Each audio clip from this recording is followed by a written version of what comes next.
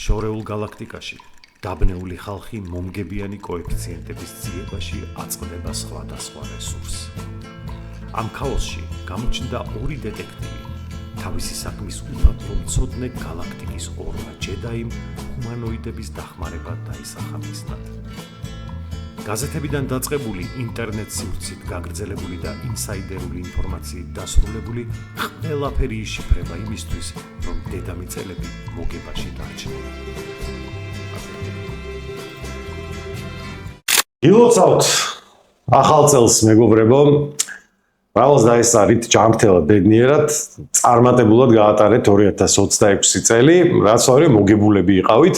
კიდევ ერთხელ ბატონო მიშა, გიორგი, ლუკა თქვენთან ერთად ვარ. გილოცავთ ჩვენს ყველას წარმატებას და რაც ყველაზე მნიშვნელოვანი არის, ჯანმრთელობას გისურვებ და ბატონო მიხელი ამაზეც ცალკე გეტყვით, ვისთვის როგორი მნიშვნელოვანი არის ეს წელი და რა უნდა გააკეთოთ და როგორ უნდა მოიქცეთ. გაყოლით მაინც რა. მრავალ ახალ წელს დაგასწროთ უმერთმა, ჯანმრთელობა, სიხარული, ხვავი, ბარაკა, ბოლო, კარგი მინდა გისურვოთ, წარმატებები, მოგებები და რაც შეიძლება მეტად ურთიერთობა იყოს სიყვარულით ახსოვს. ეს მინდა გისურვოთ და მშვიდობა მსოფლიოს. ჩვენ ვისი ამოვნოთ სპორტით, ერთმანეთთან ურთიერთობები და მოვესიყვარულოთ ერთმანეთს. ეს მინდა უსურვო ყველას. ხო, მეც გისურვებთ, რომ მეტი სურვილი, мотивация ყოფილიყოს იმის, რომ წყნარად მშვიდად უყუროთ, ვაკეთოთ ის საქმე, რომელიც გვიყვარს. ანუ ამბებმა, რომელიც აი რაღაცნაირად მე ხო ფეხბურთი ყველას გვიყვარს, სპორტივი რაღაცა, ის ჰობი ყველას გვაქვს და ისეთი რაღაცები ხდება ხოლმე, რომ ვეღარ ვიცლით ამისთვის ყურადღებას ვეღარ ვაქცევთ, იმიტომ რომ ხო, ცუდი ამბები ხანდახან არის ხოლმე, რის გამოც მე რაც გიყვარს ის აღარ გინდა და მოდი ეგეთ წელი ყოფილიყოს, რომ რაც გვინდა ყოველდღე ის ვაკეთოთ და ეგ გქონდეს ყოველდღე 2026-ში. და ამბები არ ყოფილიყოს ჩვენს ირგვლივ და ჩვენ ოჯახებში და თქვენს ოჯახებში. ჩვენ ოჯახებს. კარგი, წელი დაიწყო და დაიწყო უკვე ძალიან ბევრი თამაშიც. მე დღეს თქვენის ნებართვით, რადგან ბედობაა. მე დღეს პირდაპირ ვიგეთქვით ახლა ერთ პოზიციას და მე გავჩერდები და ხმას არ ამოვიღებ. დღეს შენ პოზიცია იქნება, ხო, მე რაც გინდა ილაპარაკე. დღეს შენ პოზიცია იქნება. ვილად გამოძურა.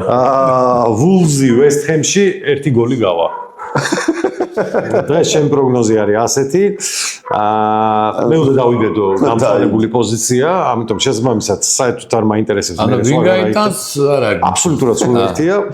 1 გოლი გავა. მე ჩემთვისაც ამ ლუკა უფრო მარტივი 1 კუთხური იქნება როგორ. აი ეგეთ პოზიცია არ არის ფიზიკურად. ფიზიკურად არის 1 გოლი რო გავა არის 1 და 0 კოეფიციენტი და შესაბამისად მე დავიბედებ გამწვანებულ ბილეთს. დამეთანხმებით ხო ალბათ ამაში რაღაც არის. მოდი ახლა მე პატარა დამატებას მოგიტანთ უბრალოდ ესეც. ახლა მე ვერ გავამანდ გოლიო თორე მაგაზე არის ისეთი თამაში არჩიე რომ უკეთესი ვერ ნახე. მე უბრალოდ ახლა ეს საყოველთაო ინფორმაციას გავწვით, ესე წმინდა ასტროლოგიური კუთხით. ახლა საქმე რაშია?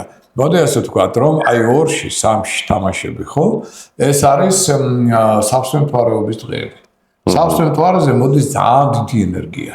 ზოგი ვერ უძლებს ამ ენერგიას, ამიტომ ჩემი დაკვირვებით სავსემთვარეობაზე არა მარტო დაძაბულობის ტემპერატურა მატლობს, არამედ შეიძლება იყოს სერიოზული კონფლიქტები, შეიძლება სერიოზული დიდი რაოდენობა იყოს ბარათების ისეთ უმნიშვნელო თამაშებშიც კი, რომელიც არ მოასწავებდა ამას. რატომ? იმიტომ რომ ნერვული სისტემა ამ დროს დაძაბულია, ტრაუმულობა მაღალია და ემოციური აგზალტაცია ხშირად აღწევს პიკს.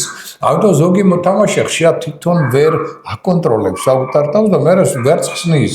რა დაემართა, რატო გამოიყვანა დაუშვათ მეტოქემ ამ საჯმა წონასწორობიდან. ამიტომ ამ დაგვარი ტენდენციებისთვის აი 2-ში, 3-ში თამაშებში ვიღოთ მზად. აი ეს მაგას მე გავხსოვე. ხო და მაშინ აგერ 3-ში არის ეგეთი თამაში, ლუკა ტონდელა არა უკა, მე ეგრე მარტივად არ გამოვძვრები როგორც და მსაჯი არ ვიცი ვინ არის სიმართლე რო გითხრა, მაგრამ მე-16, მე-17 ადგილზე მყოფი გუნდები არიან, პორტუგალიის ჩემპიონატია, რომელშიც ისედაც ძალიან ბევრი ბარათი არის ხოლმე როგორც წესი. ორივე გუნდი გასავალი ზონაშია, ორივე უბედურ დღეშია და ამ თამაში რო ბარათები არ იყოს ძალიან გამიკვირდება და ჩემი პირველი პროგნოზი იქნება რომ ტონდელა არა უკაში იქნება რაც შეიძლება ბევრი ბარათი. დავიწყოთ ეს 5 ნახევრიდან დავიწყოთ მივყვეთ. ხო, 5 ნახევრზე მეტი ბარათი უნდა იყოს წესთან. ბატონ მიხეილი ეთანხმება ამას და მაგ დღეს ზუსტად უნდა დავხოცონ ერთმანეთი. ხო, არა მარტო იქ, ეხლა თუ რამე არის საკალათბურთო და სხვა სფეროებში, იქაც იგივეა მოსალოდნელი ზუსტად. ნუ კალათბურთები ხო, საგაი. არა, ყვითელი არა, მაგრამ ეხლა ხან იყო სეროზული NBA-ში ჩხუბი, ხო? კი ბატონო, სამწუხაროდ მაგ საბედნიეროდ მაგაზე ფსონებს არავინ იღებს. ალბათ ეგრე. კარგი, მე ერთსაც დავამატებ, ხა ისეთი მატჩი ავიღე და ისეთი პროგნოზი გავაკეთე, რომ ახლა ვეკიდებით 0-0 თუ დამთავრდა ის თამაში. ჩემ ფეხს ვეღარ ნახავთ ერთ საკ და ბავშვი საერთოდ ზოგადად აღარ ვისაუბრებ მე არანაირ პროგნოზზე, იმიტომ რომ მე უნდა გულშემატკივრო 0-0. კარგი, მარტო თუ გინდა. უბრალოდ აი ულზი ვესტჰემი თქვი ხო? დავიმახსოვრე მასთან. კარგი, პრემიერ ლიგას შეეცდა, მოდი ვიტყვი რომ ასტონ ვილა მომწონს ძალიან. ჯერ ერთი 12 მატჩიანი მოგებათა სერია აქვს ამ გუნდს. ეხლა არსენალს ხვდება მაგ თამაშს ნახავთ რა იქნება და როგორ იქნება და ზუსტად ჩვენი გადაცემის მეორე დღეს არის ასტონ ვილა ნოტინგემი. არსენალმა შეიძლება მოუგოს ასტონ ვილას არ ვიცი, მე გულშემატკივრობ ამ გუნდს. ერთი უნაი ემერი, აი მე 6-1-ის მერე გემახსოვრებათ, რომ ბარსელონამ პარი სენ-ჟერმენს მოუგო, გადაუარეს ამ კაცს, არა და მანამდე ძალიან მაგარი მწვრთნელი იყო. დაემართა ერთხელ 4-0 მოგებული ქონდა 6-1 წააგო, ეგეთი რაღაცები ხდება. და ლოგიკურია რომ მწვრთნელი გააკრიტიკო, მაგრამ ჩემი აზრით მიუხედავად იმისა, რომ დიდად არ ჩანს ეს კაცი, ხო, იმიტომ რომ ნუ მაინც უნაი ემერია, არ არის გვარდიოლა და ანჩელოტი და ამ შემდეგ ერთ-ერთი საუკეთესო მწვრთნელია საერთოდ ბოლო პერიოდში, ვინც არის სევილიასთან ერთად მოგებული თასები, რამდენჯერმე ევროპის ლიგა იქ მე ვილიარეალს მოაგებინა ევროპის ლიგა გუნდს ტიტული არ ქონდა არსებობის ისტორიაში. წავიდა აგერ ასტონ ვილაში და ჯერ ჩემპიონთა ლიგაზე გაიყვანა და ეხლა ჩემპიონობის სიგრძის, ხო, ასტონ ვილა, რომელიც არც სიტია, არც არსენალი, არც ლივერპული და ასე შემდეგ. ნოტინგემს ხვდება სამში, მე მგონია რომ მოუგებს ამ ნოტინგემს, მე კოეფიციენტმა გამაკვირვა, ახლა ესე წერია, მე შეიძლება დაიკლოს 1.85 აქვს სახლში ნოტინგემი გასავან ზონასთან არის, არც ძლიერი გუნდია და ასტონ ვილა აგერ უგებს ყველაფერს და იქიდან გამომდინარე რომ მე გულშემატკივრობ ამ გუნდს, იმიტომ რომ პრემიერ ლიგაში ესე გამორჩეული ფავორიტი გუნდი არ მყავს და ყოველთვის შედარებით საშუალო დონის გუნდი რო ესე კარგად თამაშობს, ყოველთვის იმისკენ ვარ ხოლმე და მინდა რომ ნოტინგემს მოუგოს და მჯერა რომ მოუგებს საკუთარ მოედანზე ერთიანს ვიტყვი ამ თამაშს. ახლა რა არის კიდე აი იღბალი აქვს მაღალი. აშკარად რა, ეხლა ზოგიერთ თამაში არ იყო ესეთი რომ და მოიგო. მაგრამ რაღაცა უმართლებს, ეხლა აგი ამბობენ რომ უძლიერეს უმართლებს ოკი ბატონო, მაგრამ რაღაცა ეს გამართლების ფაქტორი არის ძალიან მაღალი და ამიტომ რადგან ეხლა არის ესეთ პიკი ამაღლებისა, წარმატების ფაქტორი რასაკვირველია ძალიან მაღალია, მაგრამ მეორე ხიფათიც არსებობს საერთოდ რა სპორტში მოსულა ტრადიციულად რა, როცა შედარებით სუსტ გუნდს ხვდები, თუნდებიან და გონიათ რომ ნახევარძალით მოიგებენ. აი ეს თუ არ დაემართა ასტონ ვილას, მაშინ მოიგებს. ამ სეზონში მოუგეს არსენალს, სიტის, ლივერპულს, ჩელსის აგერ ბოლოს იყო ხო ეგ თამაში პირველ ტაიმში, ესე იგი სტატისტიკას რო ჩახედოთ და თამაში ვინც უყურა და მეთანხმება, ასტონ ვილა არ გადასულა ჩელსის ნახევარს. კი. იყო 1-0-ზე დარტყმები და რაღაც ასწაული სტატისტიკა იყო და მეორე ტაიმი დაიწყო 1-0-ს აგებდნენ, მეორე ტაიმში იყო პირიქით აბსოლუტურად. ანუ ჩელსი აღარ გადასულა იქით და ამან 2-1 მოუგო და ეგ მწვრთნელის ფაქტორიც არის, ეგრე რო აგებ თამაშს და მეორე ტაიმში ეგრე გამოხვალ ხო, მაგიტო ამას. ეს ნიშნავს იმას, რომ მწვრთნელი არის კარგი ფსიქოლოგი და მოტივატორი.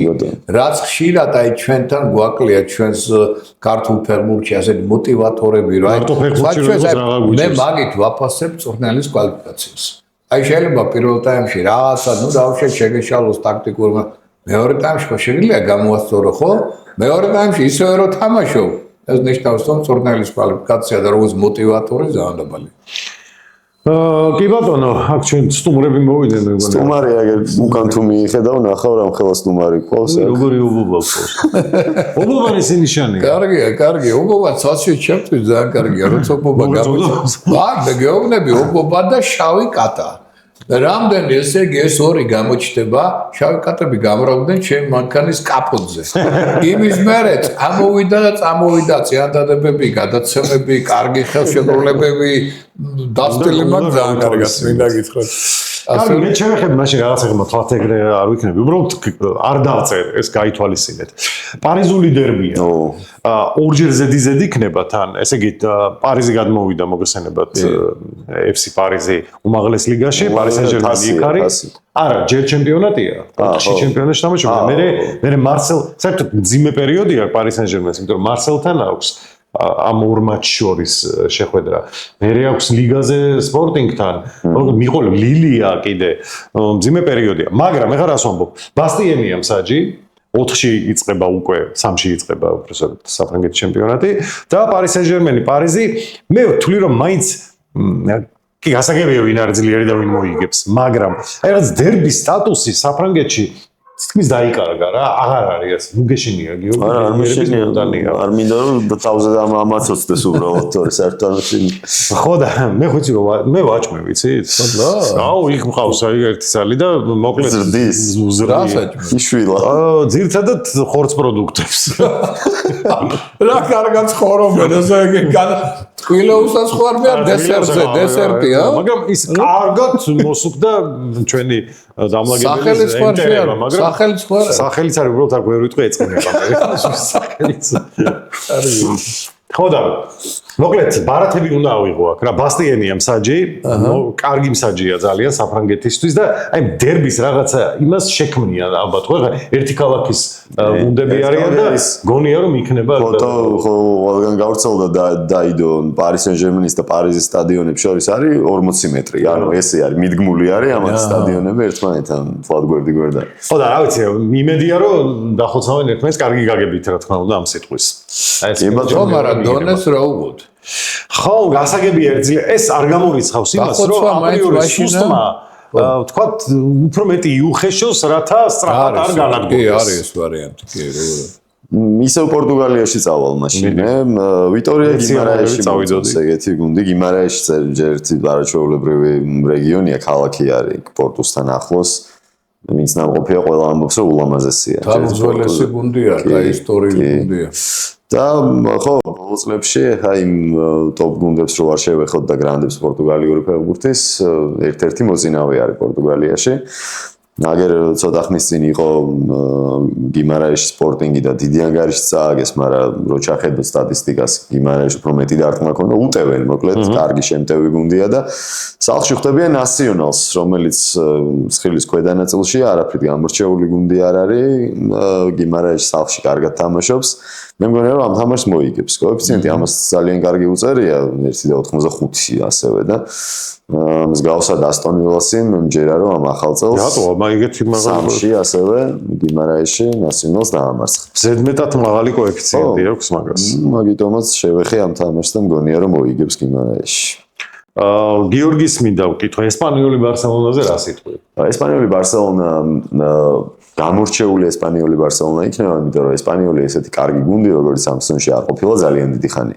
ერთ-ერთი ლიდერია, ხა შეიძლება ვინც ესე არ უყურებს ხოლმე იმას სატურნირო ცხრილს გაუკვირდეს, მაგრამ ჩახედეთ და მე-4 მე-5 ადგილზე არის გუნდი, ძალიან ბევრი ქულა აქვს აღებული და აქედან გამომდინარე მგონია რომ განსაკუთრებული დერბი იქნება, იმიტომ რომ შემთხვევით არ ხდება რომ ამდენი ქულა აქვს და რეალურად კარგი გუნდია ესპანიური, თან ესპანიოლის სტადიონზე. მე ნამყოფი ვარ მაგ სტადიონზე, ძალიან ლამაზი არენა არის, ახალი აშენებული და 40,000 კაცი ეტევა, გადაიტენება ბარსელონას. ეკნება ეს დერბის. კი, ამ ყოველთვის აქვს მით უმეტეს როგორ არის ეს ბარსელონას და ესპანიური პატარა გუნდია, მაგრამ ბარსელონას გულშემატკივრებიც ძალიან ვერ იტანენ და ეხა ესპანიოლს რამდენად ზიზღი აქვს ბარსელონას მიმართ, ზუსტად მაგ თამაშზე ვარ ნამყოფი ესპანიური ბარსელონაზე და აი განსაკუთრებულს რომ თითქოს მაინც კი დერბია ასე შემდეგ და არ ელოდები, მაგრამ იქ და ესპანიოლის ეგიდით ვიყავით ასე ვთქვათ რა, წასულები მაშინ სილკიდან და ესპანიოლი იყო ჩვენი მასპინძელი. გაგვაფრთხილეს ისე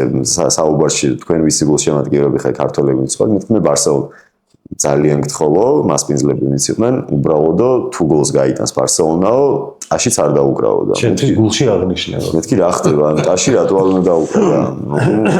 ჯობია ესე მოიქცეო რა და წარმოიდგინე ხა ანუ გაფრთხილებენ რომ ბარსელონას გოლი შეტევა არ უნდა უგულშემატკივრო უბრალოდ როცა მე ვიცი რასაც უნდა უგულშემატკივრო მაგ თამაში ჩავიმთვარე ხო ეგ პერიოდია ზუსტად ჩავიმთვარეც გავითვალისწინე ის რაც გიორგი თქვა ეგეც გავითვალისწინე და ამ ყველაფრის ერთობლიობით გამოვიყვანეთ ის რომ ამ შეხვედრაში უნდა იყოს ბევრი ბარათი მაგრამ მანდ ერთი რამ დაუმატოთ ხლა მან არის არა მარტო სპორტული ნაწილი, არამედ პოლიტიკური. ესპანური ძირითადად ემხრობა ესპანეთში კატალონიის ერთიანობას. ხოლო ბარსელონა არის უფრო ნაციონალისტური, სეპარატისტული და ამათ შორის კიდე არის დამატებითი პოლიტიკური დატვირთვა. ამიტომ სუბუქი თამაში არ გამეხა სხვა საქმე, რომ ბარსელონაში გადა კლასიკი პროძლიერი გუნდია, მაგრამ თან ემთხვევა ეს სავსე მთვარეობას, სადაც ემოციები იქნება შკალის ზევით ასული. ამას შეიძლება ნებისმიერ რამ გამოიყენოს. დავისწავლოთ. მივაგენით შესანიშნავ პოზიციას. იმას გეთანხმები, მაგ თამაში ბევრი ბარათი უნდა იყოს, ესე უკვალოდ და უარაფროდ არ ჩაივლის დარწმუნებული ვარ და ბარსელონას გაუჭირდება. მე ბარსელონას გულშემატკივრობ, მაგრამ მეშინია მაგ თამაში ქულები არ დაკარგონ, იმიტომ რომ ადვილი არ იქნება ნამდვილად. თან ახალი წელი იწყება, პირველი თამაში იქნება ახალ წელს და გაუჭირდებათ და ბრძოლა იქნება მოკლედ მაგ თამაში. მოკლედ აი მიგნებები ასეთი იყო. კიდევ ერთხელ ჩვენ რა თქმა უნდა უფრო დეტალურად ვისაუბრებთ ხოლმე არ მხოლოდ სპორტულ ასპექტებზე ბატონ მიხეილი დაგვეხმარება და უკვე ეხლა ცოტა გადავიტანოთ ეს ნაბახუსოვი მდგომარეობა და ზოგადად ეს სადღესასწაულოები და შემდეგ უკვე მე პირადად ვიღებ ჩემ თავზე რომ ბატონ მიხეილს მივაწოდო კონკრეტული ინფორმაცია კონკრეტულ საჯებზე, ფერფურთელებზე, გუნდებზე, რათა ეს უფრო დეტალურად განვიხილოთ.